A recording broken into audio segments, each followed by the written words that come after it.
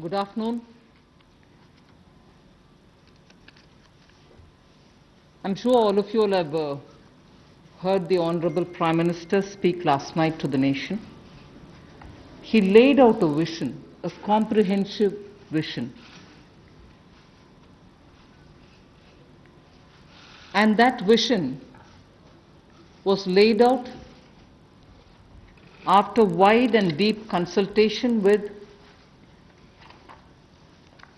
several sections of our society.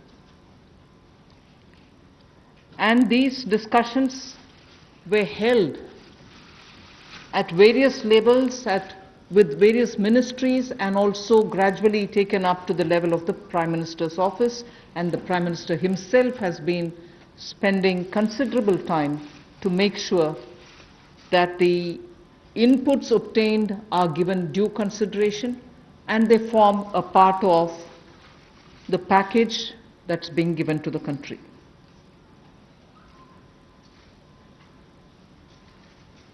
Essentially, this is to spur growth and to build a very self-reliant India. And that's where this whole initiative is called as Atmanirbhar Bharat Abhiyan. And the word Atmanirbhar India is the one which you will be hearing me say quite often. I know, coming from South India, a lot of people wondered what it actually meant. So for their benefit, I'll just say what it means in the four languages, subject of course to perfectionist corrections. Suya Sarbu Bharadam in Tamil, Suya Adharita in Telugu, Suyam Asarittan in Malayalam, and Swayam Avalambita in Kannada. Subject to correction, it may not be the perfect translation, but something to take it closer to what it means. So Atmanirbhar Bharat is what we are talking about. And you heard the Prime Minister clearly say that this is going to be resting on 5 important pillars. 5 important pillars: the economy, infrastructure, technology-driven systems, demography, and demand. So if these are the 5 pillars on which we are trying to build Atmanirbhar Bharat, the focus obviously will be what can be defined as the factors of production of, in today's language, factors of production. All of us know that, we've been hearing it: land, labor, capital, and enterprise. Today, we recast it, say it the same way, but then essentially referring to the very same factors of production. But in this Atmanirbhar Bharat, our focus therefore would be on those factors of production which are land, labor, liquidity, and law. So essentially it addresses issues of ease of doing businesses, ease of doing compliance and regulations being due diligence observed, and so on. And in this, the intention is to build brands. Intention is also to take local brands and build them to a global level. So there is a global value chain integration also as a part of this vision which the Prime Minister has put before us. Certainly when he says Atmanirbhar Bharat, it is not to look inwards and cut India to become an isolationist country. It certainly talks about a confident India which can rest on its strengths and also be able to contribute to the globe, the way in which the Prime Minister rightly pointed out. The production of PPE and masks and also ventilators to an extent has rapidly grown within these 40 days. We have the capability, we have the enterprise to build such capabilities and help the world with it. And therefore, India shall continue contributing to the globe. You've also been seeing, I'm moving away from Prime Minister's last night's speech, you've been seeing that the government being led by Prime Minister Modi, even in 2014-19 regime, was a listening, was a sensitive, and also was a responding government. And that is why I list before you the various reform-driven steps which have been successfully taken. It's important for us to recall that now. Even as we talk about building a new India, building an India which is going to be Atmanirbhar. If I were to group them into different categories and list out what has been done by this government, even in between 2014 and 19, if you were to talk about the poor, we had the DBT-based reforms, based on which today, as we look at the migrants, look at the poor, look at the lockdown in their lives and the impact it has made in their lives, the DBT enabled us to directly put money into their accounts, and they didn't even have to go to the bank to collect it. The bank mitras were able to come and deliver the money, and therefore that reform based on Jan Dhan accounts, based on Aadhaar, and based on mobile technology has brought a revolution in this country, which many countries do recall now, and many of them are not able to do it, although India is able to do it. So for the poor, the DBT, the micro insurance schemes, PM Awas Yojana, Ujjwala Yojana, again something which has made it possible for people to have free cooking gas in the last 3 months. It wouldn't have been possible to reach out to the poor to have their cooking gas given unless the Ujjwala scheme was so successfully implemented. Swachh Bharat Abhiyan and Ayushman Bharat. And therefore for the poor, during the last tenure, the several schemes which benefited were all reform driven. If I were to talk about agriculture in the same spirit, PM Fasal Bima Yojana, PM Kisan Yojana, which again has come off handy, that we were able to front load the money to the Kisan during this lockdown. Otherwise it wouldn't have been possible. Creating new fisheries department, Krishi Sinchai Yojana, were all aimed at bringing reform in agriculture. Similarly, talking of business and also trying to bring in better business environment. PSB cleanups happened, public sector banks cleanup, after a heavy load of phone banking resulting in NPAs.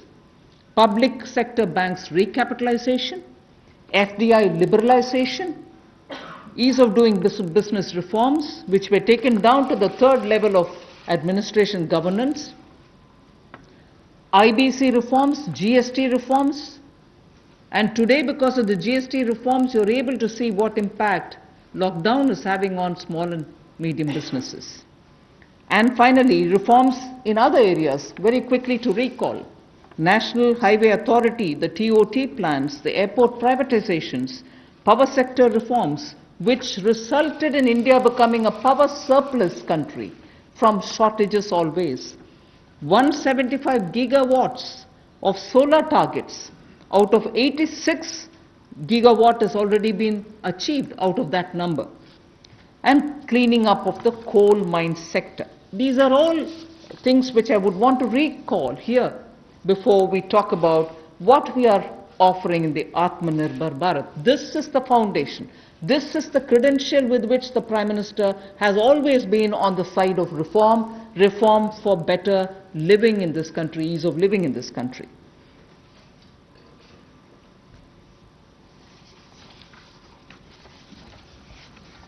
नमस्कार। कोविड-19 में देश और दुनिया के सामने बहुत सारे संकट खड़े किए और इन चुनौतियों के समय में भी भारत के यशस्वी प्रधानमंत्री आदरणीय मोदी जी अवसर देखते हैं और कहीं ना कहीं पिछले कल का उनका जो देश के प्रति संबोधन था उसमें स्पष्ट तौर पर दिखता है कि आत्मनिर्भर भारत बनाने के लिए ये जो संकल्प उन्होंने लिया है, ये जो सोच अपनी देश के सामने रखी है, इसने एक नई ऊर्जा देशवासियों में भर दी है। जहां अपने घरों तक सीमित थे लोग, आज वो आत्मनिर्भर भारत बनाने के इस संकल्प में जुड़ने जा रहा है और संकट में अवसर देख रहा है। और शायद यही कारण है कि दुनिया के मुकाबले अगर भारत का देखा जाए तो इस लड़ाई में बहुत अच्छे कदम रहे। यहां तक कि दुनिया भर के देशों में दवाइयां तक पहुंचाने का भी संकट के समय में अगर किसी ने काम किया तो भारत की दवाइयों की कंपनियों ने किया, जिसमें भारत को बहुत प्रशंसा भी मिली है। यही नहीं, सबसे पहले कोविड-19 को चलते मोदी सरकार ने जो पहला कदम उठाया वो प्रधानमंत्री गरीब कल्याण योजना के रूप में लेकर आए कि देश के गरीब को भूखा ना रहना पड़े, उसको कोई दुख तकलीफ ना हो। और 1,70,000 करोड़ का ये पैकेज माननीय वित्त मंत्री जी ने आप सबके सामने रखा था। और यही नहीं, कंप्लायंस की कोई दिक्कत ना हो कि आपको कानूनी तौर पर वैधानिक रूप से कोई जो नियमों का पालन कर रहा है उसमें आप रह ना जाएं, तो उसकी भी छूट 3 महीने का मॉरेटोरियम पीरियड आपको दिया गया। फिर आरबीआई के माध्यम से भी घोषणाएं हुई जिसमें लिक्विडिटी का फायदा आप सबको मिला, देश के करोड़ों लोगों को।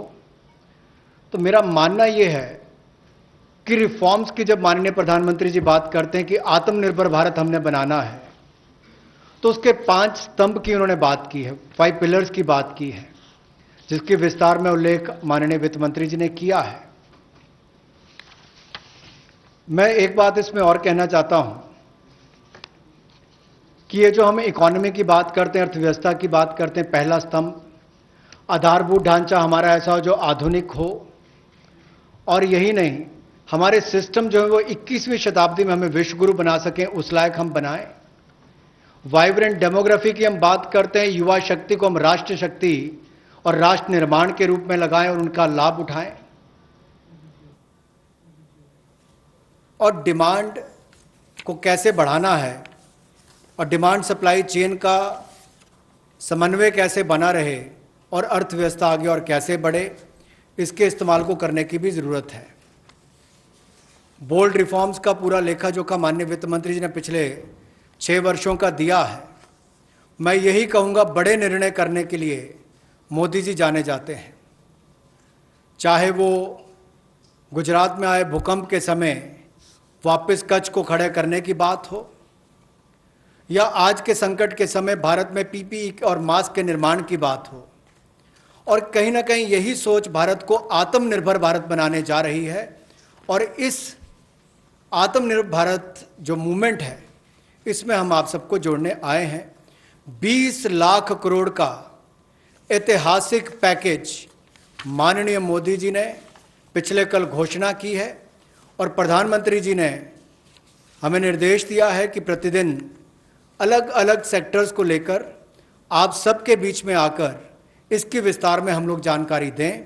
तो माननीय वित्त मंत्री जी आपको अगली जानकारी देंगे कि आज किस सेक्टर को लेकर हम आप सबके बीच में आए हैं।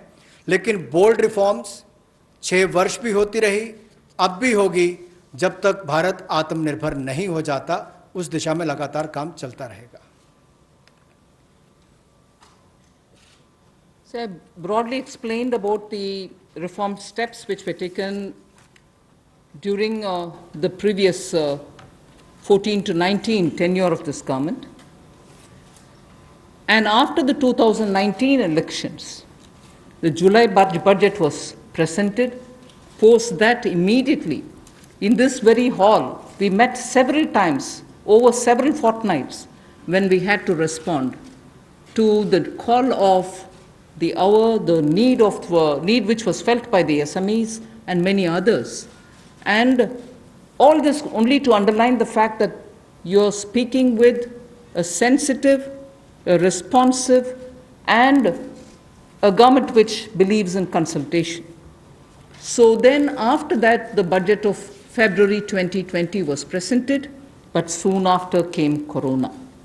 And after the parliament session was concluded, within hours of the announcement of the lockdown, the PM Garib Kalyan package was announced, about which Amos has briefly referred.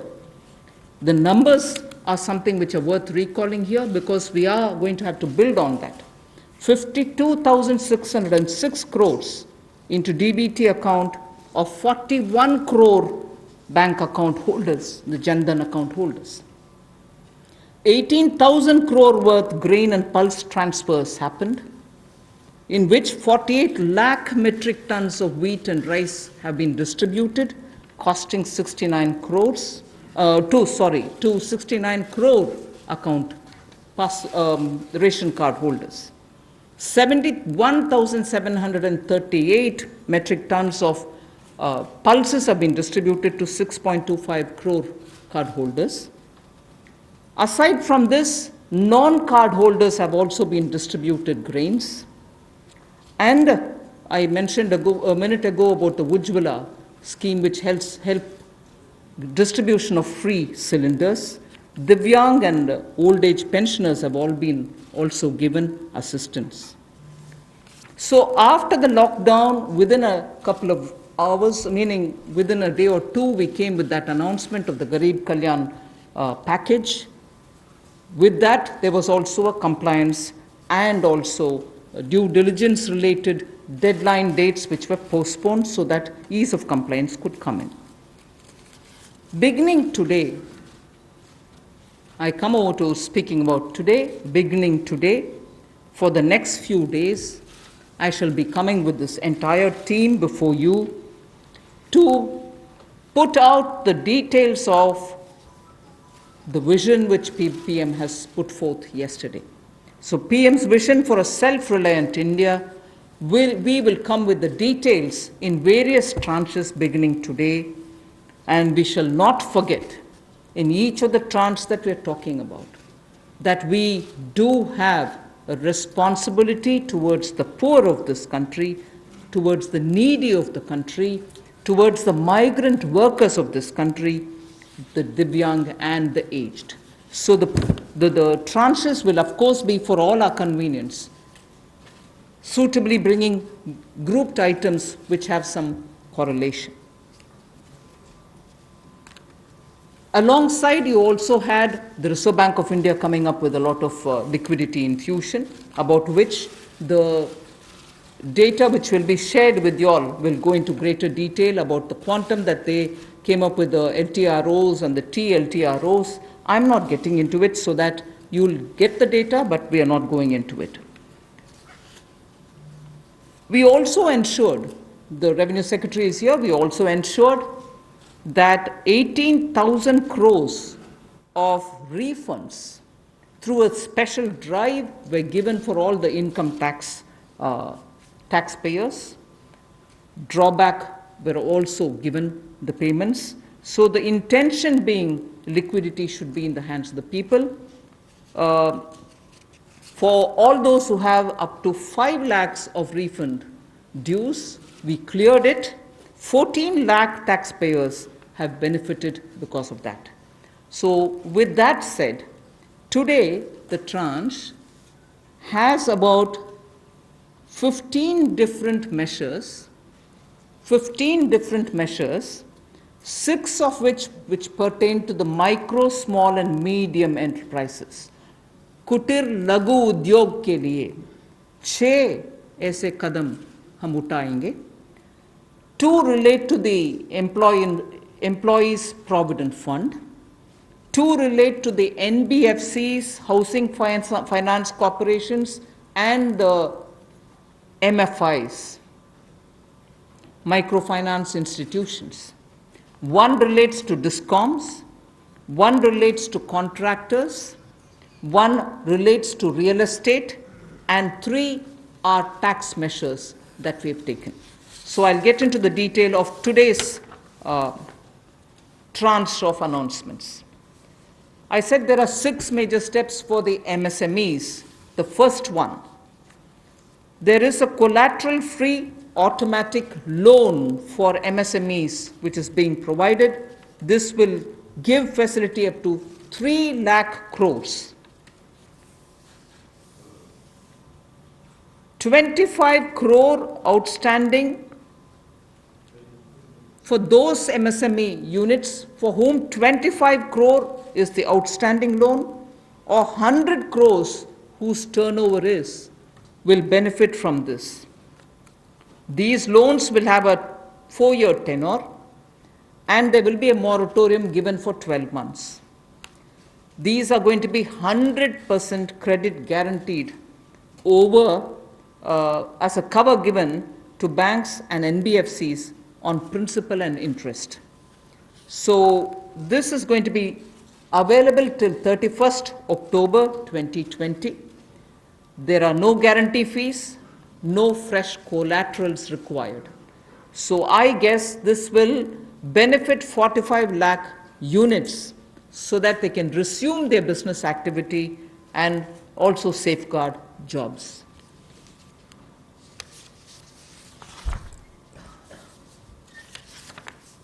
प्रधानमंत्री गरीब कल्याण योजना में जहां सबसे पहले कोविड हेल्थ वर्कर्स के लिए 50 लाख रुपए की इंश्योरेंस पॉलिसी का प्रावधान किया गया था, वहीं पर 80 करोड़ गरीबों को 5-5 किलो गेहूं या चावल देने का प्रावधान किया गया और पूरे देश भर में पीडीएस के अलावा अतिरिक्त ये 5-5 किलो उनको दिया गया, पिछले महीने भी और इस महीने भी। इसके अलावा ये प्रति व्यक्ति 5-5 किलो था और प्रति परिवार दाल देने का भी काम किया गया 1 किलो। और इसके अलावा जो हमारे वृद्ध, विधवा, दिव्यांग हैं उनको भी जनधन खातों में सीधा पैसे डाले गए, 500-500 रुपये, 1000 रुपये उनको टोटल डाला गया। इसके अलावा जो 20.5 करोड़ जनधन योजना खाता धारक थे, ऐसे 41 करोड़ खातों में भी 52,606 करोड़ रुपया अब तक ट्रांसफ़र कर दिया गया है। 8 करोड़ उज्ज्वला योजना के जो उपभोक्ता हैं उनको मुफ्त में 3 महीने 1-1 सिलेंडर देने की बात हुई थी, जब तक उनको सिलेंडर की आवश्यकता है। उसकी प्रक्रिया भी शुरू हो गई और दे भी दिए गए। यहाँ तक कि जो पीएम किसान के लिए भी 2,000 रुपया ऐसे करोड़ों किसानों के खातों में उसको ट्रांसफ़र कर दिया गया। तो जितनी घोषणाएं उस पीएम गरीब कल्याण योजना के अंतर्गत की गई थी, उन पर सारे कदम भारत सरकार द्वारा उठाए गए और करोड़ों भारतीयों को इसका लाभ माननीय प्रधानमंत्री नरेंद्र मोदी जी के माध्यम से मिला है। जहां तक व्यापारी वर्ग की बात है, आम आदमी की बात है, कंप्लायंस का बर्डन उसके ऊपर ना आए, घर से बाहर नहीं जाते थे, तो उसके सामने जो संकट था कि वो कैसे समय सीमा रहते अपनी कंप्लायंस पूरी कर सके, उसमें भी उसको छूट दी गई और उसको भी 3 महीने आगे बढ़ाया गया, जिससे उसको लाभ मिला है। आरबीआई ने भी जो महत्वपूर्ण घोषणाएं की, उससे लाखों करोड़ रुपए की लिक्विडिटी मार्केट में आई है, जिससे पूरे देश को लाभ मिला है। और इसकी जानकारी आप सबके सामने पहले भी रखी है, केवल आज एक बार फिर आपके ध्यान में लाने की ज़रूरत पड़ी तो उसको किया है। एक जो मीडिया के माध्यम से हमारी जानकारी हमें मिली और जो वीडियो कॉन्फ्रेंस और बाकी सब वार्तालाप बाकी लोगों से हुआ, मध्यम, सूक्ष्म, लघु उद्योग, कुटीर उद्योग, घरेलू उद्योग जो है, इन सब के सामने बहुत बड़ी मुसीबत थी कि पैसों की भारी कमी थी। इन सब के लिए क्या किया जाए, ये भारतीय अर्थव्यवस्था की रीढ़ है। ये जो हमारा सूक्ष्म, लघु, मध्यम उद्योग है, कुटीर उद्योग है, गृह उद्योग है, इन सब का एक बहुत महत्व है। 12 करोड़ से ज़्यादा लोगों को ये रोजगार देते हैं। तो ऐसे कारोबार और व्यापार करने वाले, विशेष तौर पर एमएसएमई सेक्टर जो है, इसके लिए आज एक बहुत बड़ी घोषणा है कि collateral free automatic loan 3 lakh crore रुपए का मध्यम, सूक्ष्म, लघु, कुटीर और गृह उद्योग को मिलेगा। इसमें किसी को अपनी ओर से कोई गारंटी, कोई कोलेटरल देने की आवश्यकता नहीं है और इसका समय सीमा भी 4 वर्ष की होगी और पहले 12 महीने यानी कि पहला 1 वर्ष उनको प्रिंसिपल रीपेमेंट नहीं करना पड़ेगा, इनके मूलधन का चुकाना नहीं पड़ेगा, मूलधन को नहीं चुकाना पड़ेगा, और 12 महीने की इस पे छूट रहेगी, और 4 वर्ष के लिए उनको ऋण दिया जाएगा। तो 3 लाख करोड़ रुपए का ये ऋण, ये हमने बगैर किसी गारंटी, बगैर किसी कोलेटरल के भारत के मध्यम, सूक्ष्म, लघु उद्योग, कुटीर और गृह उद्योग के लिए मोदी सरकार ने करके दिया है। I just move to the next one, which is about a 20,000 crores subordinate debt proposition which we are bringing. If the earlier one, which was just now explained by the MOS, was for standard MSMEs who, because of lockdown, couldn't move forward because they didn't have money, they didn't have cash coming in. So for buying raw materials or paying the wages, if they had a problem, you had that emergency credit line which we spoke about just a minute ago. Now I come to talking about subordinate debt through which we want to infuse about 20,000 crores. These are meant for stressed MSMEs. So if you're providing for the standard, you're now providing for the stressed MSMEs. Now the stressed MSMEs do have a problem of equity. So for them, through a subordinate debt provision, we want to provide about 20,000 crore liquidity. 2 lakh MSMEs are likely to benefit from this. The functioning of the MSMEs which are NPA or are stressed, all of them will be eligible. For this subordinate debt-based scheme, NPAs or stressed MSMEs will all be eligible for this. The government will be providing about a 4,000 crore as its contribution to the MSE, the Credit Guarantee Trust, and they will be then able to provide the partial credit guarantee support to the banks, as a result of which stressed and NPA MSMEs will immediately benefit. तनाव में जो सूक्ष्म, लघु, मध्यम उद्योग या कुटीर या गृह उद्योग हैं, उनकी इन परिस्थितियों को देखकर गौण कर्ज या अधीनस्थ ऋण के रूप में 20,000 करोड़ रुपए का प्रावधान इन स्ट्रेस्ड एमएसएमईज के लिए किया गया है, ताकि इनकी जो कमी आती थी उस कमी को दूर किया जा सके। और इसमें भी लगभग 2 लाख से ज़्यादा मध्यम, लघु, सूक्ष्म, कुटीर उद्योग को लाभ मिलने वाला है। और ये 20,000 करोड़ का गौण ऋण ये तनाव वाली एमएसएमईज को दिया जाएगा। The next of the MSME linked steps that we are taking, this is the third. There is a fund being created for infusing about 50,000 crore as equity into the MSMEs. This will benefit those MSMEs who have the potential and who are viable. So we spoke about those who are standard, we spoke about those who are NPAs and stressed. Now I'm talking about MSMEs who may be doing viable business and who need hand-holding because of the situation thanks to the COVID.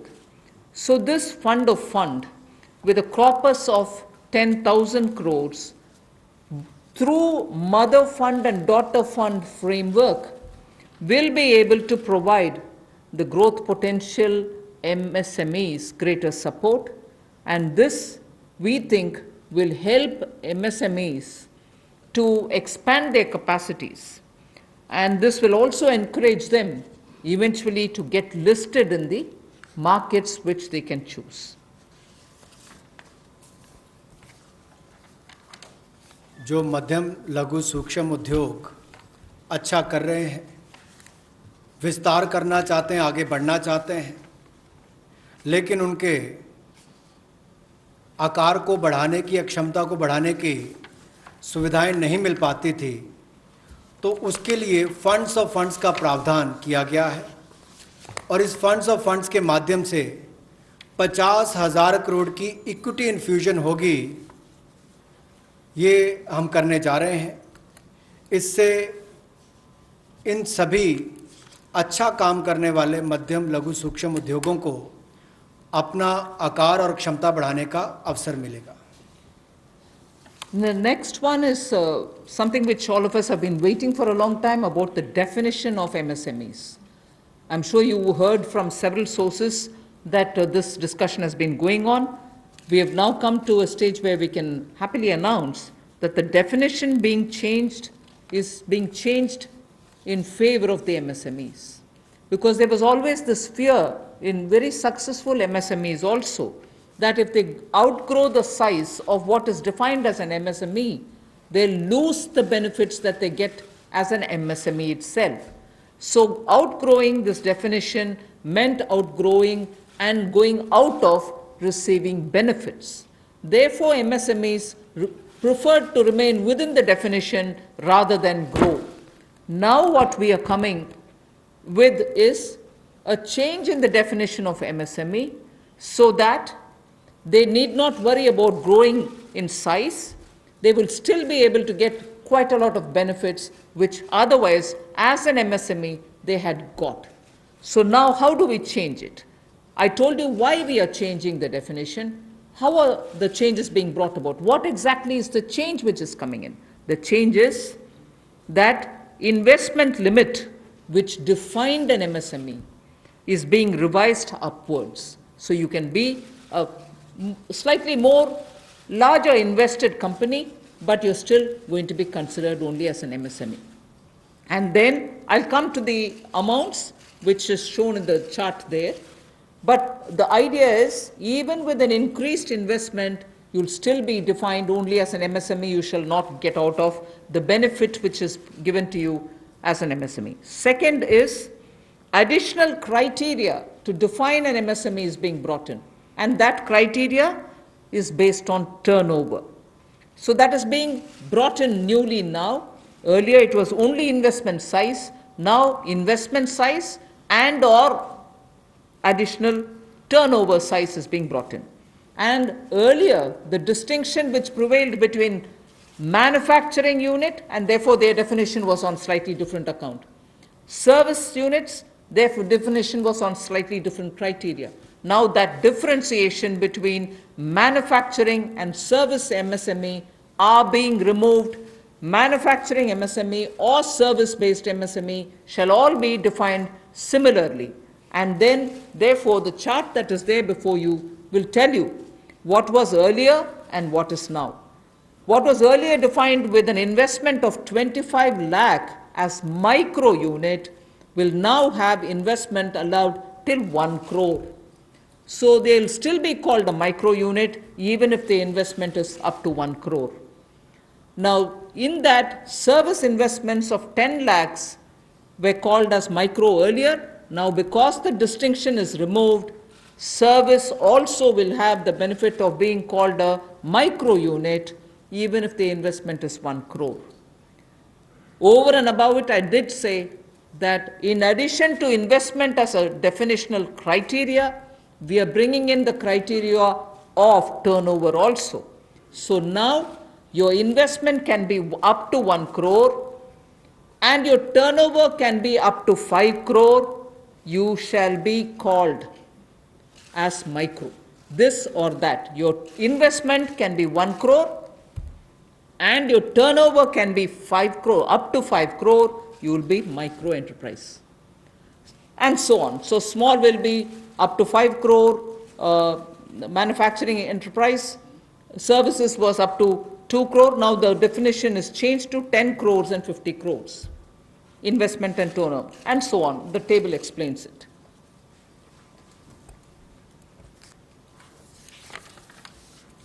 सूक्ष्म लघु मध्यम उद्योग में इसकी परिभाषा में कम दहलीज होने के कारण ये लगातार संकट रहता था कि अगर हम इससे बाहर जाएंगे तो हमें जो हमारे बेनिफिट्स मिलते हैं, लाभ मिलते हैं, उससे हाथ धोना पड़ेगा। और यही कारण था कि हमारे कुटीर सूक्ष्म लघु उद्योग कभी बड़ा बनने का सपना नहीं देखते थे, और सपना देखते भी थे तो ये जो सीमा इसके लिए रखी गई थी, कम दहलीज थी, इसके कारण ये बड़े नहीं हो पाते थे और कहीं ना कहीं जो आज कंपटीशन है उसमें फिर ये बहुत पीछे रह जाते थे। वर्षों लंबित मांग है, वर्षों से मैं सुनता आ रहा हूँ, चौथी बार एमपी बन गया, कब से शुरू हो रही आज तक वही मांग है। मैं धन्यवादी हूँ प्रधानमंत्री मोदी जी ने इस पर ये कदम उठाने के लिए कहा है। और जो पहले क्राइटेरिया था कि मैन्युफैक्चरिंग यूनिट जो है वो 25 लाख से कम इन्वेस्टमेंट की होगी तो माइक्रो में आएगा, और सर्विस एंटरप्राइजेज जो थी वो 10 लाख तक की अगर उसने इन्वेस्टमेंट की होगी तो माइक्रो में आएगा। अब इसमें एक बदलाव किया गया है कि निवेश की लिमिट को तो बढ़ाया ही गया है, साथ में कारोबार को भी जोड़ा गया कि आपने व्यवसाय या कारोबार कितना उस वर्ष में किया है। तो इसको इन्वेस्टमेंट को बढ़ाकर माइक्रो के लिए 25 लाख से बढ़ाकर 1 करोड़ तक की जो इन्वेस्टमेंट करेगा वो माइक्रो यूनिट कहलाएगा। और ये मैन्युफैक्चरिंग और सर्विसेज दोनों के लिए एक ही क्राइटेरिया रहेगा, तो सर्विस सेक्टर को भी माइक्रो में आने का लाभ मिला है। तो 1 करोड़ से कम निवेश करने वाले को माइक्रो इंडस्ट्री में जो 5 करोड़ तक का व्यापार कारोबार करेगा उसको माइक्रो कहा जाएगा। स्मॉल वाले के लिए 10 करोड़ तक का निवेश और 50 करोड़ तक का कारोबार करने का प्रावधान, और मीडियम जो है उसमें 20 करोड़ तक का निवेश और 100 करोड़ तक की टर्नओवर। तो आप कल्पना कीजिए कि कल तक जो शायद मीडियम वाले के लिए आता था वो आज आपके स्मॉल वाले के लिए भी उससे बेहतर ऑप्शंस आकर खड़ी हो गई। तो इससे हमारे कुटीर, सूक्ष्म, लघु, मध्यम उद्योग को बहुत बल मिलने वाला है। एक और बैंकों का हाथ पकड़ना, पैसा देना, दूसरी तरफ से डेफिनेशन चेंज करके उनके आकार और क्षमता को बढ़ाने का अवसर देना, ये अपने आप में क्रांतिकारी कदम इस दिशा में लिया गया है। I move to the fifth step in the MSMEs. I said total 6 measures are getting announced today. Of the 6, the fifth one is that for government procurement, tenders up to 200 crores will no longer be on global tender route, meaning global tenders will be disallowed in government procurement for tenders up to 200 crores. Why is this being done? Majority of the MSMEs in India were unable to supply those big mother units, as you may call, big, large companies, who they were serving all the while. Suddenly the conditions became, based on the global tenders, unmatchable by our MSMEs. So they were disqualified from supplying to companies for whom they actually grew as ancillary units. As a result, many of our MSMEs were not anymore able to participate in supplying products to many of these large units. So by bringing this condition now, we are saying for global tenders worth 200 crores or less, particularly for government procurement, they need not be global tenders at all. So this will make MSMEs do their business with a lot more confidence and carry on with it. Self-reliant India will also then be able to serve Make in India, because small units can now be participant in government purchases.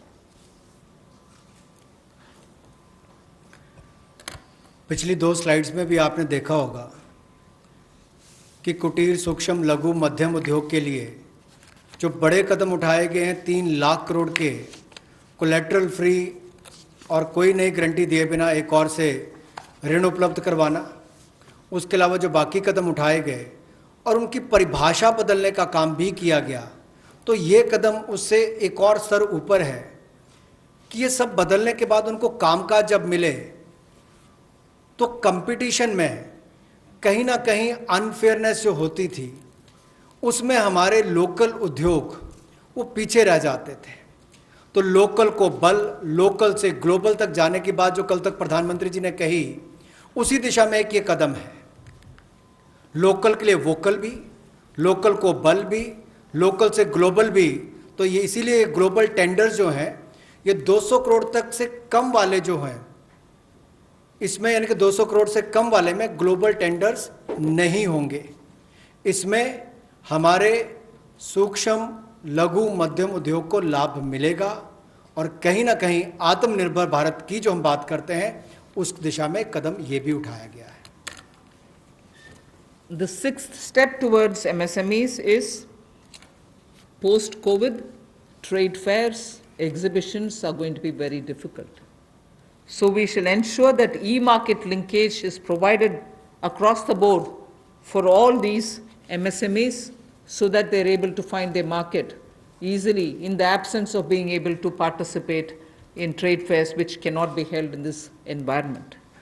Also, very importantly, Government of India and also CPSEs, where there are receivables by MSMEs, we now announce that within the next 45 days, all their receivables will be cleared. The CPSEs and Government of India will honor every MSME receivable within the next 45 days. इसी तरह से एक बार फिर कुटीर सूक्ष्म लघु मध्यम उद्योग के लिए ये जो चुनौतियां कोविड-19 के समय शुरू हुई कि घरों तक सीमित होना पड़ा और आप कहीं जाकर सामान बेचने में दुविधा आती थी, तो ई मार्केट लिंकेज करने की बात की, क्योंकि ई कॉमर्स का आजकल ज़माना भी आया है, वो भी होगा। और इसके अलावा व्यापार मेलों में कैसे वो इन्वॉल्व हो सके, उनका शामिल होना हो, प्रदर्शनियों में उनकी पार्टिसिपेशन हो सके, इसके लिए कदम उठाए जाएंगे।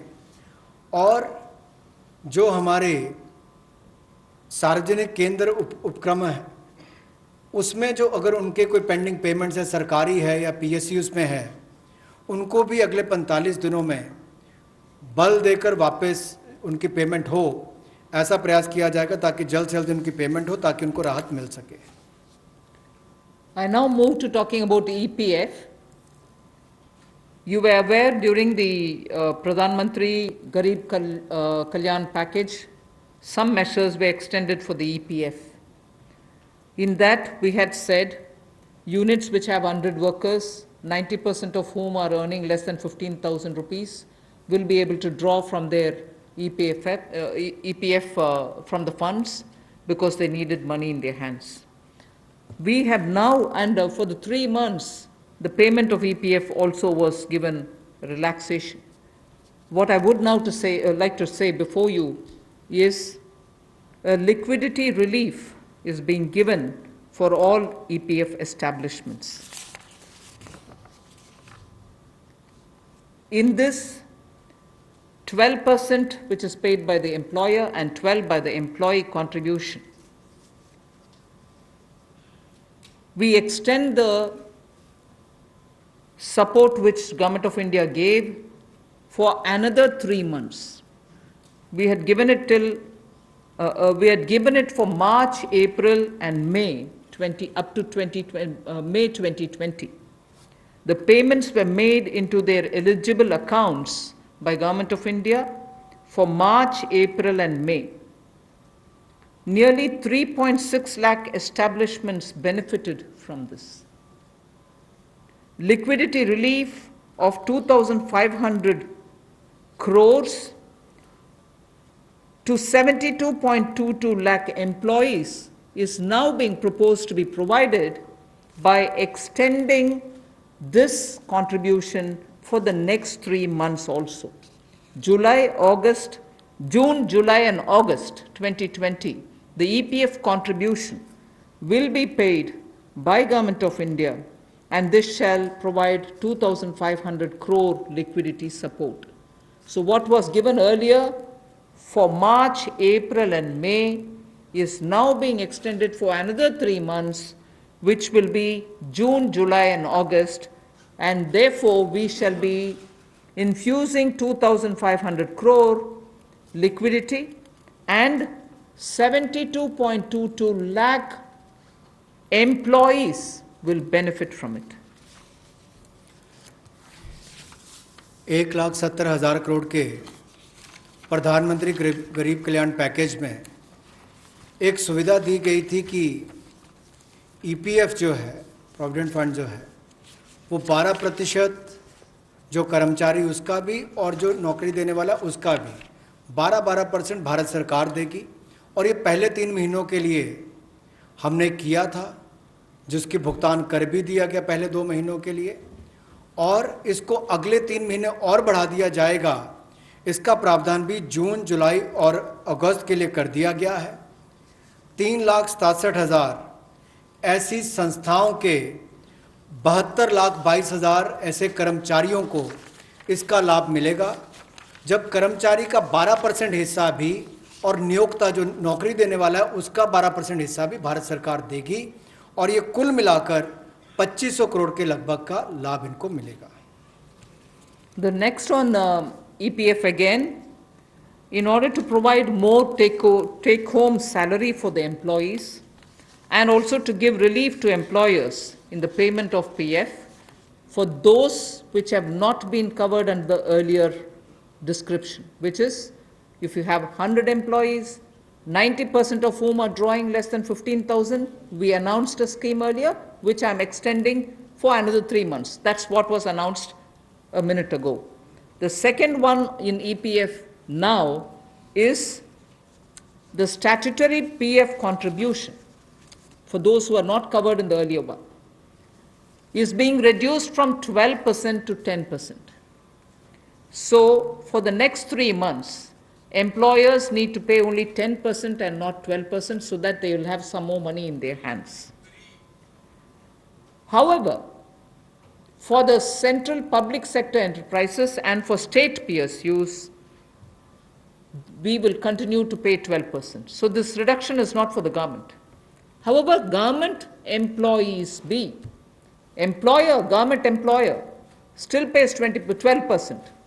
But employees in these public sector undertakings will be given the advantage of paying only 10%.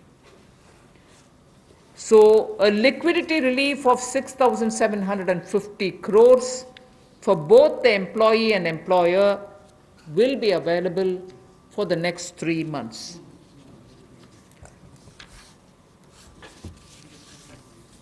एक और प्रावधान, क्योंकि आज के समय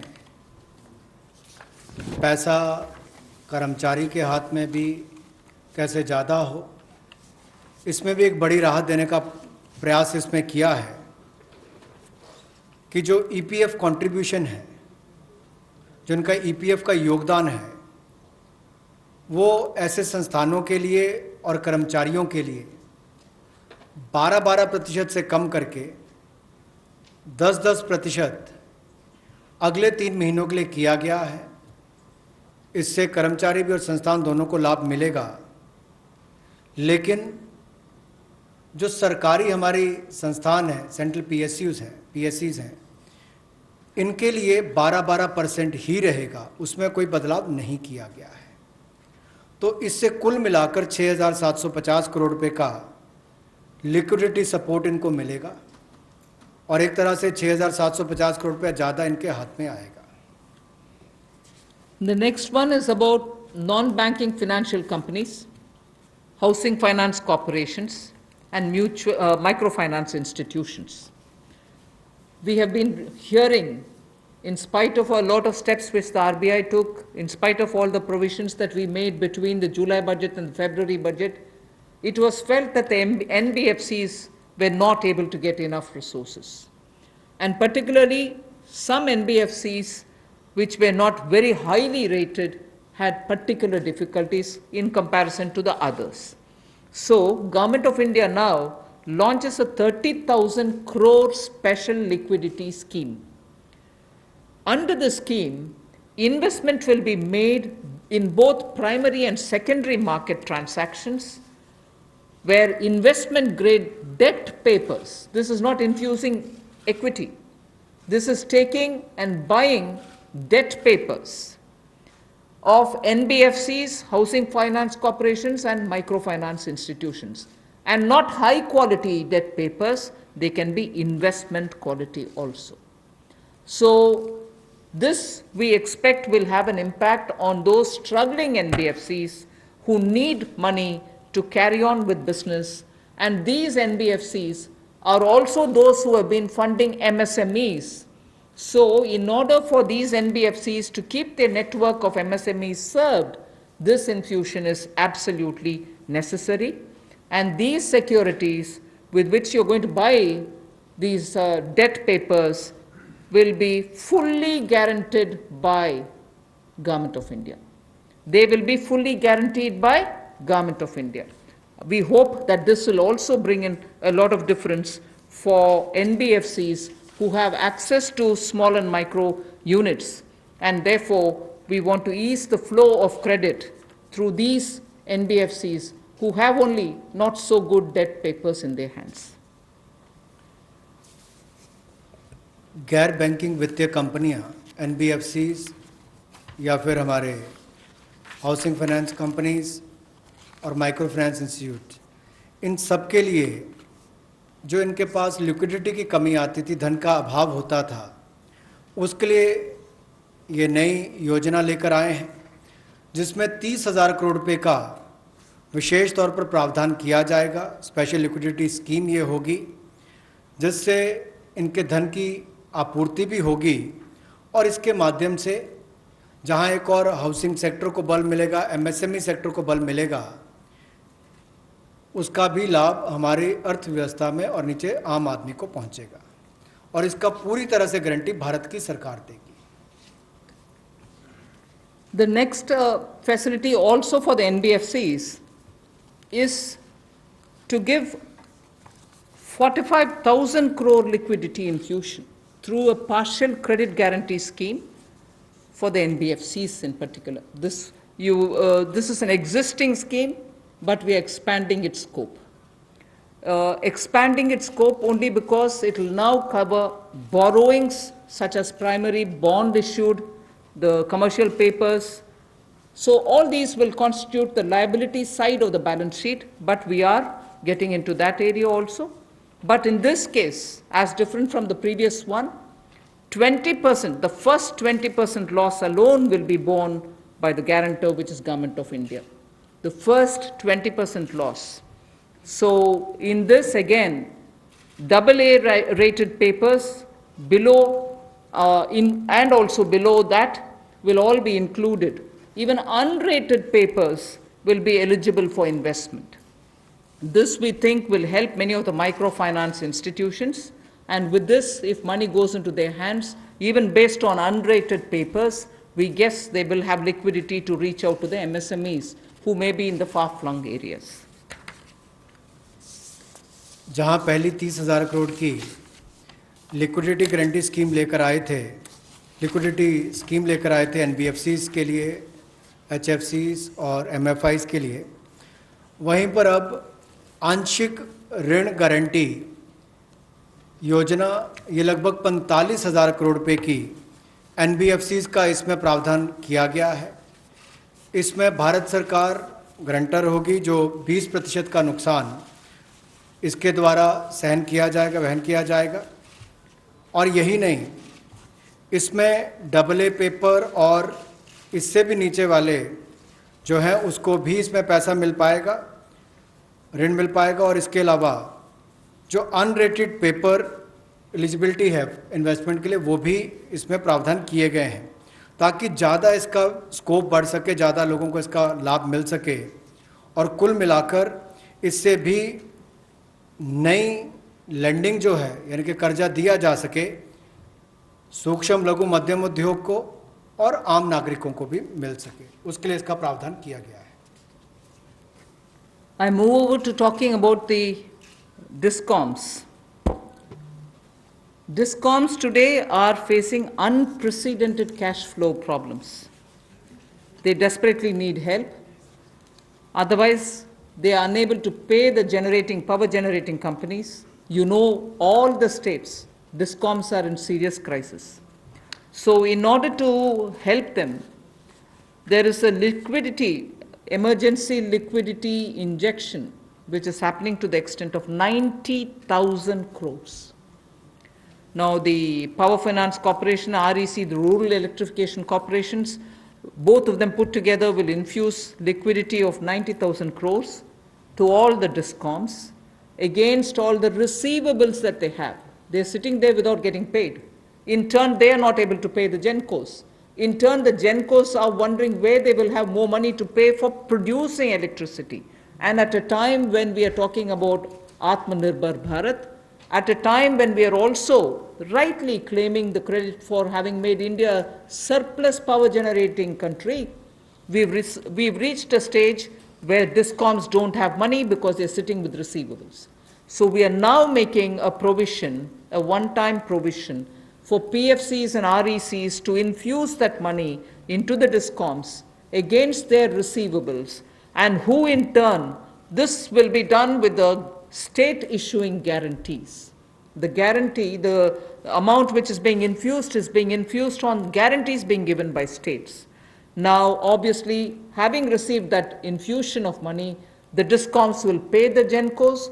GENCOs in turn will clear their dues and keep the cycle moving. Now, what does this do to the customer? The customer, we want the benefit to be passed on to the customer. We are in fact telling the central public sector generation companies that they shall give rebate to those DISCOMs which shall pass these benefits to the final customer. So we are making it clear to the central public sector generation companies that on receiving the money from the DISCOMs, they should be able to pass it on again back to the consumers. So this is a one-time infusion of liquidity for cash-desperate DISCOMs.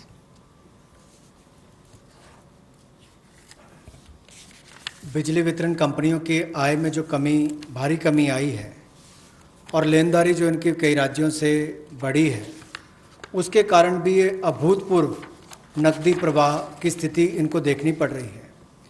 इन परिस्थितियों में आम उपभोक्ता को भी नुकसान ना हो, बिजली उत्पादन करने वाले भी और बिजली वितरण करने वाले भी इस अभूतपूर्व समस्या में कहीं उलझ कर ना रह जाएं, इसके लिए 90,000 करोड़ रुपए का प्रावधान डिस्कॉम्स के लिए किया गया है, बिजली वितरण कंपनियों के लिए किया गया है। और ये 90,000 करोड़ रुपया जो बिजली वितरण कंपनियों को दिया जाएगा वो पावर फाइनेंस कॉरपोरेशन और रूरल इलेक्ट्रिफिकेशन कॉरपोरेशन के माध्यम से दिया जाएगा। Thank you. I move over to the next, which deals with contractors. All Government of India agencies, such as the railways, road transport, highways, CPW, etc., will now give 6 months extension without any cost to the contractors, so that extension should cover construction work or goods and services contracts that they have with central government agencies. They can take additional 6 months to comply with the contract conditions.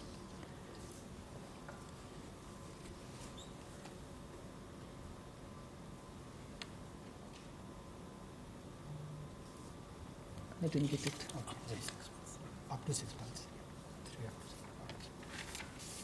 So the extension is up to 6 months, is what I'm being told. Okay. Covers construction. This shall cover construction work or cover even goods and services contracts. It will also cover completion of works and intermediate milestones that they may have. This will also cover and extend concessional period which is given in PPP contracts. So even the concessional periods will get extended up to 6 months. And in order to facilitate greater liquidity which they can obtain, government agencies will partially release bank guarantees to the extent of the partially completed contracts. So if a particular contract is completed to some extent and not fully, to that some extent, the partial bank guarantee will also be released so that the cash flow will improve. जहां एक और पहले 200 करोड़ तक के tenders global नहीं होंगे, एक वो राहत दी गई। अब उसके बाद जो अभी काम हमारे कॉन्ट्रैक्टर्स कर रहे हैं देश भर में, चाहे वो रेलवेज़ का हो, सड़कों का हो, हाईवेज़ का हो, सेंट्रल पब्लिक वर्क्स का हो, अलग अलग डिपार्टमेंट्स के हों। क्योंकि कोविड के कारण ये समस्या खड़ी हुई, तब उनको 3 महीने से ज़्यादा 6 महीने तक की राहत इसमें दी जा सकती है एक्सटेंशन के रूप में, ताकि उनको कोई खामियाजा ना भुगतना पड़े। और जो ऑब्लिगेशंस थी उनकी, उसके कारण दिक्कत आ सकती थी, इसलिए प्रावधान किया गया है ताकि मुकदमेबाजी या बाकी सब ना हो और मानसिक रूप से भी ठीक रहे और अच्छा काम करके समय पर पूरा कर सकें। तो 6 महीने तक की इनको राहत दी गई। और यही नहीं, जो पीपीपी कॉन्ट्रैक्ट्स है उसमें भी जो कंसेशन पीरियड है उसमें भी ये राहत 6 महीने तक की दी जा सकती है, पर मैक्सिमम जो है 6 महीने तक हो सकता है। केस टू केस मैटर करेगा। और जो सिक्योरिटी दी जाती थी पार्शियल, उसको रिलीज़ किया जा सकता है आंशिक रूप से। मान लीजिए मैं कोई ठेका लिया है, 70% किसी ने काम किया और उसके एवज में उसकी आंशिक रूप से वो बैंक गारंटी को वापस किया जा सकता है, ताकि उसके पास और लिक्विडिटी और काम करने के लिए आ सके। एक बहुत बड़ी राहत इस तरह से कॉन्ट्रैक्टर्स को भी देश भर में देने का एक प्रावधान किया है।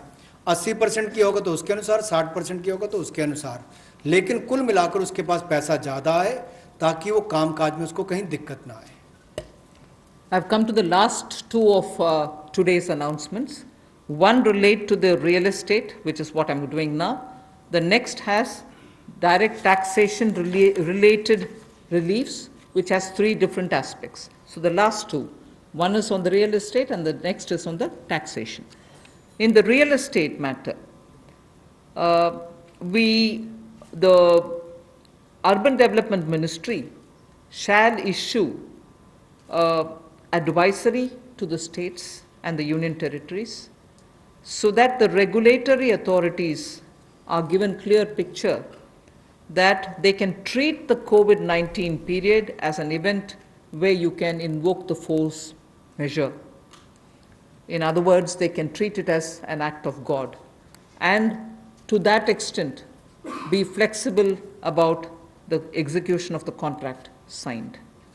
This will also mean that with the necessary changes, they will have to issue fresh project registration certificates. They can extend the registration and the completion dates. Suo motu, they can do it by 6 months for all registered projects, expiring on or before 25th March 2020. So using the force majeure clause, they can suo motu extend the registration and completion date by 6 months if the project was registered on or after 25th March 2020. So there need not be individual applications separately for it. They can suo motu do it. They can also issue fresh project registration certificates automatically with revised timelines. So this way, people who had entered into a contract and got fixed because of the coronavirus will not suffer. These measures, we think, will de-stress developers, and real estate industry, which is already in difficulty, will benefit with the new timelines. कोविड-19 का प्रभाव हमारे real estate projects पर भी पड़ा होगा, और इसके लिए ही ministry of housing and urban development ये राज्य की सरकारों को और यूटीज़ को एडवाइस भी करेगी कि उनकी जो रेगुलेटरी अथॉरिटीज़ हैं वो एक प्रावधान करें कि जो रजिस्ट्रेशन और कंप्लीशन डेट है उसको सुओ मोटो 6 महीने तक आगे बढ़ा दिया जाए, और इसकी जो 25 मार्च तक जो एक्सपायरी डेट थी यानी कि उसको 6 महीने तक आगे बढ़ा दिया जाए, और इसमें कोई इंडिविजुअल एप्लीकेशंस मंगवाने की आवश्यकता नहीं है। जो 25 मार्च तक थी उसको वैसे ही 6 महीने तक का आगे विस्तार कर दिया जाए, उसको आगे अवधि को आगे बढ़ा दिया जाए। रेगुलेटरी अथॉरिटीज़ को भी यही अनुरोध किया गया है और इसमें ministry of housing and urban affairs के माध्यम से जाएगा कि 3 महीने तक पीरियड उसको भी आगे बढ़ा दिया जाए और जो फ्रेश प्रोजेक्ट रजिस्ट्रेशन सर्टिफिकेट्स हैं वो भी रिवाइज टाइमलाइंस के साथ दे दिए जाएं। तो इसी तरह से रेरा के अंतर्गत जो टाइमलाइंस है उसको आगे बढ़ाने की जो बात कही गई है इसमें विस्तार में कही गई।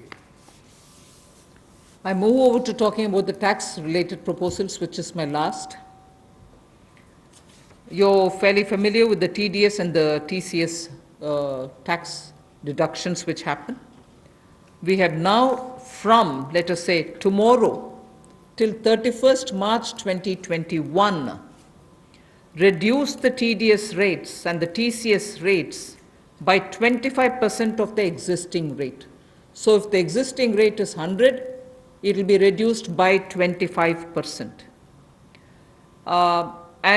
This shall apply to all payments, if they are payment for contracts or professional fees or interest or rent or dividend or commission or brokerage. All of these will be eligible for this 25% rate reduction. Through this, and as I said, this will be coming into force from tomorrow and last till March 31st, 2021. And this we think, this reduction we think will release nearly 50,000 crores in the hands of the people who otherwise would have paid it as TDS. This reduction alone is going to give 50,000 crores back to the people, in the sense it will be in their hands rather than coming in as payment of taxation.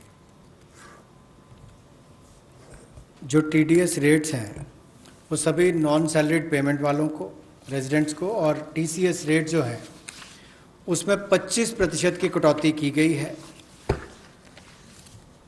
Financial year 2020-2021 के लिए, और इससे 50,000 करोड़ रुपए का लगभग लाभ आम जनता को मिलने वाला है।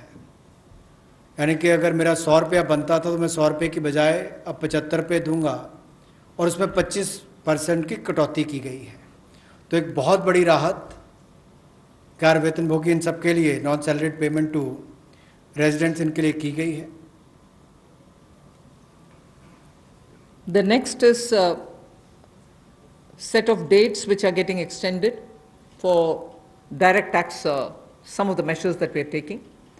All pending refunds to charitable trusts and non-corporate businesses and professions, including that of proprietorship, partnership, LLP, and cooperatives, shall be issued immediately. I did mention at the beginning that we have already refunded quite a lot of refunds which were either 5 lakhs or lesser to individuals who waited for their refund for a long time, and through that nearly 14 lakh people had benefited.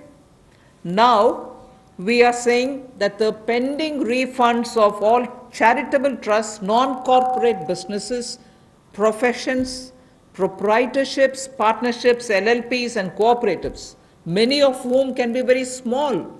Many of these are in cooperative sectors, many are MSMEs, many are small partnerships.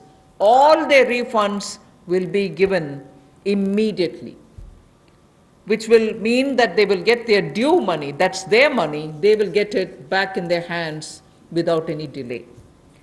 Then the due date of all income tax returns for the year 2019-2020 are now being extended from 31st July 2020 and 31st October 2020 to 30th November 2020, and tax audits from 30 September 2020 is being changed to 31st October 2020. So that is a measure which will help people not to worry about how they are going to do their compliance, will they be able to file their returns or not.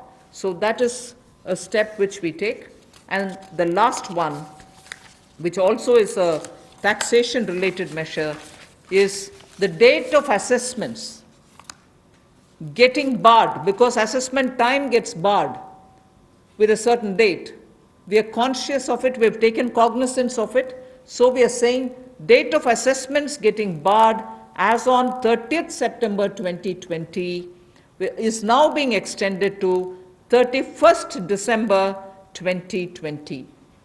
So 3 months extension is being given so that date of assessment doesn't get barred as of September 2020, it can wait till December 2020.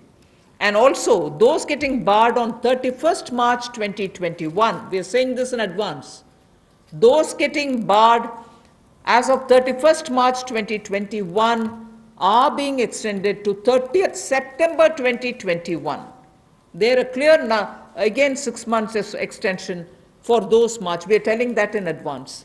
31st March 2021, which we are getting debarred, will now be moving over to 30th September 2021. And the last point that I would want to share with you all for this evening is, you know, we've launched this Vivad Se Vishwas scheme for making payment, and there was a component that you had to pay 10% extra if it is beyond a certain date. Now, without any additional amount which is to be paid, in total, the whole Vivad Se Vishwas scheme is getting extended up to 31st December 2020. And for this extension, no extra payment is being asked. So the entire Vivad Se Vishwas moves over to 31st December 2020. 5 lakh तक के refund 14 lakh से ज़्यादा लोगों को अब तक वापस कर दिए गए थे। उसके अलावा जो उससे ऊपर वाले उसकी भी प्रक्रिया शुरू, और बहुत सारे लोगों को वो भी वापस कर दिए गए हैं जो रिकॉर्ड समय के अंदर किए गए। अब इसके अलावा जो पेंडिंग रिफंड्स हैं, चाहे वो चैरिटेबल संस्थाओं के हों, ट्रस्ट के हों, या नॉन कॉरपोरेट बिजनेस या प्रोफेशंस के हों, यानी कि प्रोप्राइटरशिप, पार्टनरशिप, एलएलपी, कोऑपरेटिव्स, इनको भी जल्द ही इनके रिफंड्स इशू कर दिए जाएंगे ताकि पैसे की कमी कहीं पर ना आए। इनकम टैक्स की रिटर्न के लिए जो ड्यू डेट थी वित्तीय वर्ष 2019-20 के लिए, उसको 31 जुलाई 2020 और 31 अक्टूबर 2020 से बढ़ाकर 30 नवंबर 2020 कर दिया जाएगा, और टैक्स ऑडिट को भी 30 सितंबर 2020 से बढ़ाकर 31 अक्टूबर 2020 कर दिया जाएगा। जहाँ तक डेट ऑफ असेसमेंट की बात है, ये भी वर्जित हो रही थी 30 सितंबर 2020 को, इसको भी एक्सटेंड कर दिया जाएगा 31 दिसंबर 2020 तक, और जो वर्जित हो रही थी 31 मार्च 2021 को, इसको 30 सितंबर 2021 तक बढ़ा दिया जाएगा। मैं एक बार फिर कह देता हूँ, जो डेट ऑफ असेसमेंट्स जो बार हो रही थी 30 सितंबर 2020 को, उसको 31 दिसंबर 2020 तक बढ़ा दिया गया है, और जो बार हो रही थी 31 मार्च 2021 को, उसको 30 सितंबर 2021 तक बढ़ा दिया गया है। विवाद से विश्वास स्कीम बजट के समय भी हम लाए थे, लेकिन इन अभूतपूर्व परिस्थितियों के चलते इसको भी, जिनको पेमेंट करनी है, कोई अतिरिक्त पेमेंट ना किए बिना, एडिशनल अमाउंट दिए बिना, इसको 31 दिसंबर 2020 तक एक्सटेंड कर दिया गया है, ताकि आप 2020 31 दिसंबर तक पेमेंट कर सकते हैं। उसमें आपको कोई अतिरिक्त पेमेंट नहीं करनी पड़ेगी। मैं धन्यवाद करना चाहूँगा फाइनेंस मिनिस्टर का, MOS फाइनेंस का, for detailed briefing to all of us on these particular subjects. Madam, with your permission, 2 questions we are going to take online and 4 questions we can take from the hall here. So first I take the question online. How does the government plan to finance rupees 20 lakh crore stimulus? Maybe this is a question I should answer after I finish all my announcements in the various tranches. But government has also given a slightly altered schedule, the borrowing schedule. So that is one of the ways, that is, I repeat, that is one of the ways in which we are also expecting to finance. But the other details about how exactly are we going to get financing this will be probably more appropriately answered after we finish announcing all the tranches. Number 14. मेरा सवाल यही है कि borings को लेकर के पहला सवाल था, इस पे थोड़ा सा अगर आप और बताना चाहें कि इतने बड़े पैकेज के लिए सरकार फिलहाल बोरिंग को लेकर के क्या योजना है, आने वाले वक्त में किस तरीके का और प्रावधान करने की योजना है। और दूसरा ये कि जो बैंक गारंटी, जो लगातार बैंक पिछले 2-3 महीने में ये इस बात को लेकर के चिंतित थे कि कुछ सेक्टर्स पर लोन देने के लिए वो ज़्यादा पॉजिटिव नज़र नहीं आ रहे थे और बैंक गारंटी, सरकार से गारंटी को लेकर के वो लगातार अपील कर रहे थे। ऐसे में आपको लगता है कि इस बड़े पैकेज के बाद में बैंक की तरफ से लोन देने की शुरुआत हो पाएगी और लिक्विडिटी फ्लो की जो कोशिश है उसको कामयाबी मिलेगी? मैं आपके सेकंड क्वेश्चन को जवाब दे देती हूँ, बट फर्स्ट क्वेश्चन अब शायद दोबारा बोलना पड़ेगा, मैं ध्यान से शायद सुने नहीं। सेकंड क्वेश्चन के लिए मैं जवाब ये दे रही हूँ कि ये गारंटी का विषय जो आपने उठा रहे हैं कि बैंक से भी मांग था, उसके लिए तो आज गारंटी का विषय भी हमने घोषणा कर चुके हैं। सो उसके कारण हम ये मानते हैं कि बैंक्स में थोड़ा और तैयारी होगी। मगर वैसे भी पिछले एक सप्ताह से बैंक सेक्रेटरी इधर देवाशीष पांडा जी हैं, लगातार कितने बैंक से क्रेडिट जा रही है, किन को जा रही है, एमएसएमई की जा रही है, रिटेल सेक्टर को जा रहे हैं, ये विषय हम फिनेंस मिनिस्ट्री के हैंडल से और पीआईबी के द्वारा भी जानकारी देते आ रहे हैं। इसमें हम स्पष्टता से ये समझें कि बैंक्स लोन देने से संकोच नहीं कर रहे हैं। सैंक्शन किए हुए लोन्स हैं जिसमें बैंक का ये कहना है कि सैंक्शन करने के बाद भी कस्टमर आकर के लॉकडाउन खत्म होने के बाद हम आकर लेंगे, प्लीज तब तक आप पैसा रिलीज ना करें।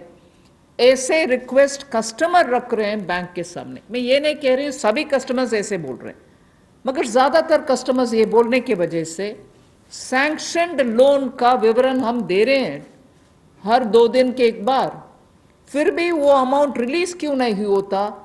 और ये भी प्रश्न उठते हैं कि क्यों बैंक्स रिवर्स रिपो में, रिजर्व बैंक में लगातार पैसा डाल करके आ रहे। कारण यही है कि सैंक्शन करने के बाद भी क्लाइंट्स उनके अपने चॉइस पर कह रहे हैं कि लॉकडाउन निकालने के बाद, हटने के बाद हम पैसा रिलीज करवाएंगे आपसे। सो ये भी है विषय, हम इसका पूरे हर पहलू अंडरस्टैंड करने का आवश्यकता है। Your first question, that's all right, That's covered. Number 12. I'm Sapna here. Very good afternoon. Ma'am, 2 questions. A lot of queries are coming from various quarters that after the announcement of the additional borrowing by the government last Friday of 4.2 lakh crore approx, how much is of that's going to be taken care in terms of meeting the revenue gap, ma'am? And the stimulus which you've just mentioned. And ma'am, in today's announcements, would you be able to give us any indication as to what would be the cash outgo by the government? I think your first question is largely addressed already about where are we going to get the money from, and is the debt market going to be able to receive the announcement that's been made by the government last Friday. Yes, you're seeing how the market is responding, and that's no secret. It's not something anyone can hide. It's public domain information. I have broadly indicated the amounts, but in any case, end of the all the announcements, 4 or 5 announcements, you'll get to know. And in any case, the Honorable Prime Minister has clearly said what is the total size of the stimulus package. Ma'am, related question online hai. Does the package announced by the Prime Minister yesterday is a standalone one, or it is inclusive of earlier package of 1.7 lakh crore and the other security item 65 lakh crore liquidity measures announced by the RBI? Does this all? As I said, whoever has asked that question online can wait till all the announcements are made. Here. Number 9. Ma'am, Monica, Z Business. Ma'am MSME sector में पहले से ही बहुत ज़्यादा liquidity crunch था और UK Sinha committee ने ये सारी रिकमेंडेशंस पहले से ही दे दी थी, तो इतना समय क्यों लग गया? क्या हम लॉकडाउन का इंतज़ार कर रहे थे? और दूसरा ये कि अप्रैल के जीएसटी नंबर्स अभी तक नहीं आए हैं, तो एमएसएमई सेक्टर से काफ़ी कंप्लेंट्स आ रही हैं और वो काफ़ी रिक्वेस्ट कर रहे हैं कि एक जीएसटी एमनेस्टी स्कीम उनके लिए आ जाए, तो क्या हम उसकी आशा कर सकते हैं? एमएसएमई के लिए अभी इतनी सारी घोषणा, पता नहीं मुझे क्यों आप उसको लॉकडाउन के लिए हम इंतजार के, कौन इंतजार करते हैं जी लॉकडाउन के लिए? आप क्षमा कीजिए, मुझे कैसे उसका जवाब देना है पता नहीं चल रही है। मगर एमएसएमई के लिए हम धीरे धीरे जुलाई बजट में भी घोषणा किए, उसके बाद पार्शियल गारंटी का अनाउंसमेंट भी हुआ, फरवरी के बजट में भी एमएसएमई के लिए बहुत सारे कदम हमने उठाए, और अभी कॉम्प्रिहेंसिवली स्ट्रेस्ड हो, एनपीए हो, सस्टेनेबल और वायबल यूनिट्स हो, उन सब के लिए अलग अलग हिस्से पर एमएसएमई के लिए स्टेप्स उठा रहे हैं। और जीएसटी रेवेन्यू के ऊपर रेवेन्यू सेक्रेटरी को मैं बोलूंगी कि प्लीज। नंबर 13। आपने जो सवाल पूछा कि जीएसटी का जो अप्रैल महीने का फिगर अभी तक डिक्लेयर नहीं किया है, आपको मालूम है कि जीएसटी के जो रिटर्न्स फाइलिंग के डेट्स है वो सब एक्सटेंड हो गए हैं। एक बार जब अगर एक्सटेंड कर दिया जाए कि हमने बहुत सारे रिटर्न्स कहा है कि जून तक भरना है, या जो 5 करोड़ से ज़्यादा के जो लोग हैं उनको भी हमने टाइम दिया है, तो एक्सटेंशन देने के बाद अब जो ये जो फिगर्स है इसके बारे में स्पष्ट स्थिति जो है सो हमें 30 जून तक ही मिल पाएगा हमें। तो इसीलिए हम लोगों ने उस फिगर को अभी तो जो लोग पैसे दे पा रहे हैं वो दे पा रहे हैं, बाकी लोग 30 जून तक उनको अवधि दी गई है, उसके बाद ही हमें स्पष्ट स्थिति मालूम पड़ेगा कि कितना पैसा आया, किन लोगों ने रिटर्न फाइल किया है। जहाँ तक कि आपने एमएसएमई की बात की, जीएसटी रिफंड इस एक महीने में, अप्रैल महीने में टोटल इस फाइनेंशियल ईयर में अब तक करीब 11,000 करोड़ लोगों को जीएसटी का रिफंड दे दिया गया है। 11,000 करोड़ एक महीने में, और उसकी संख्या भी मैं बताऊं अगर, तो करीब 27,000 लोगों को आईजीएसटी का रिफंड मिला है, और जो बाकी जो जीएसटी का जो रिफंड है करीब 1,39,000 लोगों को जीएसटी का रिफंड मिला है। Madam Sunil Prabhu, NDTV. Just 2-3 points. One, of course, was on the fiscal deficit. Where do you keep the target now? Because this is something that nobody visualized it. Prabhu, just may I intervene? Please focus your question on today's briefing part, because as Madam told, It's part of that, sir. 4-5 series Okay. briefing will be here, so please focus for the today's briefing. That is one part of it, madam, the fiscal deficit and, the states asking for FRBM and, certain measures which you have been part of the deliberations in that aspect. The second is that when you say the EPF and this package that is being given to MSMEs, especially, there is unemployment that is taking place. How are you going to safeguard that, through various measures vis-a-vis this, and what exactly is the outlay that we are envisaging in terms of from the finance ministry? You've actually sort of spread like a bird's eye view of what's going to come. So I might want you to wait for the next announcements. 33. Yeah. That's why I said it's spreading. 33. Ma'am मैं शैलेश हूँ NI से।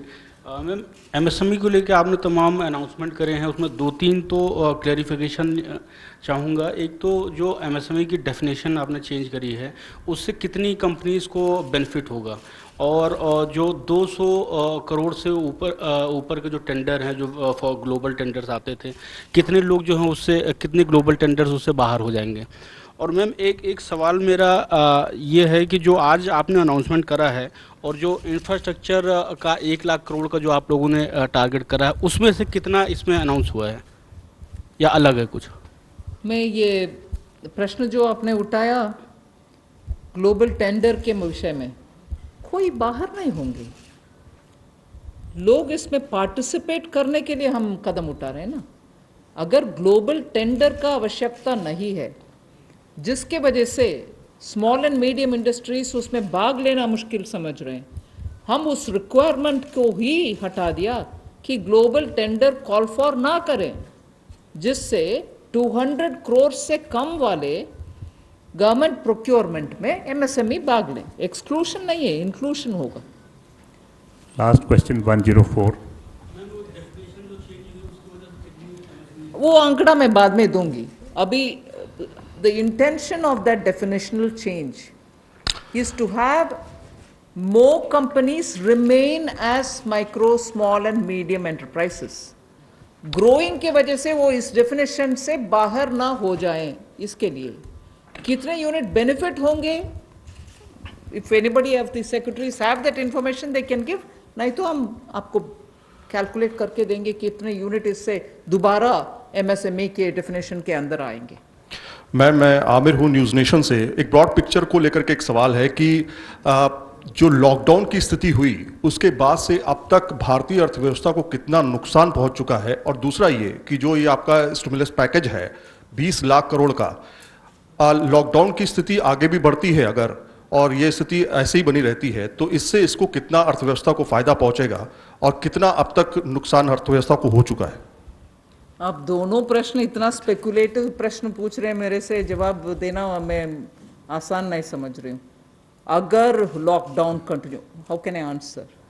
One second, lockdown के वजह से क्या नुकसान हुआ आंकड़ा करने के लिए अभी समय नहीं है। हम रिस्पॉन्ड कर रहे हैं जिससे न्यू इकोनॉमी उभर कर आना है और सभी स्ट्रेंथ के साथ उनके बिजनेस रिवाइव करना है, उस रास्ते पे हम चल रहे हैं।